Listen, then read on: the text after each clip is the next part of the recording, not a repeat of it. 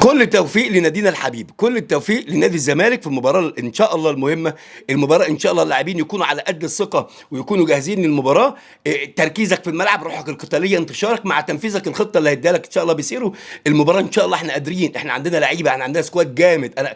إحنا الأهلي مش أحسن مننا، وأنا عارف بقول إيه. أنت عندك لعيبة منتخب مصر يا جماعة، محمد شحاتة، دونجا، عندك عبد الله سعيد، عندك حسام عبد المجيد، الونش، عندك بنتايك، عندك مصدق، عندك أسامي ما شاء الله، عندك ناصر منسي، ناصر ماهر، عندك فتوح، عندك بنتاك، عندك اسامي كبيره جدا، جزيري، دولي. فانت عندك لعيبه وعندك اسامي طبعا، وزيزو ما ننساش زيزو، وادراك ما زيزو، شيكابالا، عندك فرقه. لكن الاهم انك انت تبقى مركز، تلعب بالطريقه اللي تناسبك. انا بقول اهو، امن، قفل مساحات، العب ضغط على مفتاح الاهلي. بن شرقي طبعا، امام عاشور حل، حسين الشحات، دول اكتر ثلاثه في النهايه ممكن هم اللي يخلصوا الجيم. فالعب عليهم ضغط، قفل لهم مساحات، اذا عدى من واحد يبقى الثاني مجهز. فانت يبقى عندك سيناريو تقفل مساحاتك، والعب ورا.